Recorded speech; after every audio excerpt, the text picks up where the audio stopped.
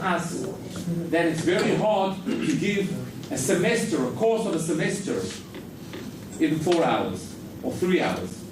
So you must understand that what I teach you today is something very, very, what we say in Hebrew, it's the tip of the fork. It's only to introduce you to a very vast or large world of marketing and emotions. Now our boss is changing. When I say our boss is changing, Facebook, iPad, Google, Twitter, iPhone, all of these things have created a new market and new habits of how you consume and how you use your money. The question is, are you changing? Now, a lot of companies in the world, especially Apple, understand that if you don't change the methods of how you market, you won't sell anything. So therefore, you need to think different. And this presentation is about thinking differently. Now, this is an example of what are we trying to sell over here? Sure. No, you said the answer.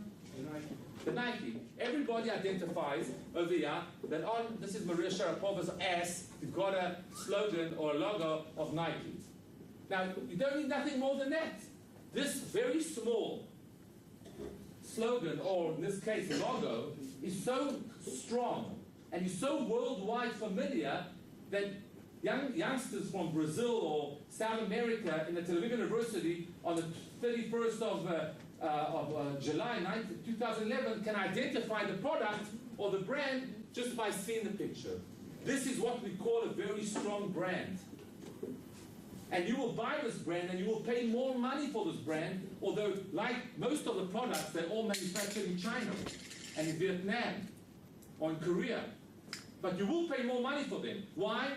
That is an emotional decision. It's got nothing to do with quality.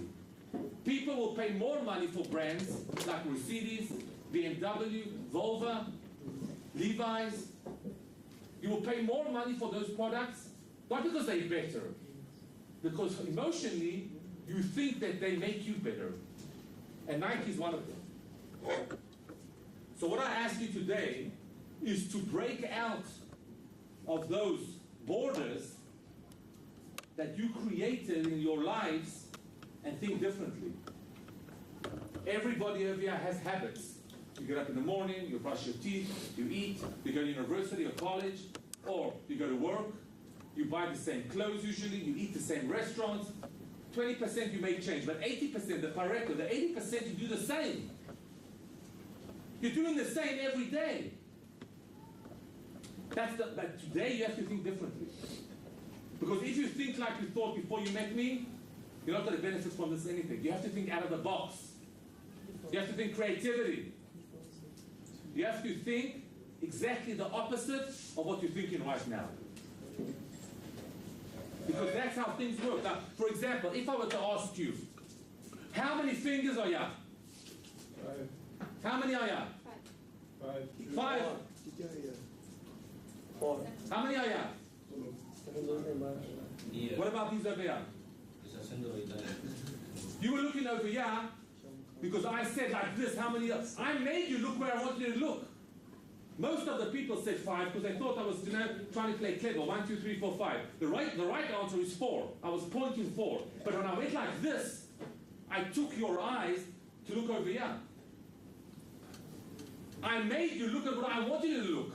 That is a conventional thinking. That is in the box. From now, every time I ask you a question, before you answer, remember that your answer is wrong. It has to be something else. Exactly the opposite, by the way.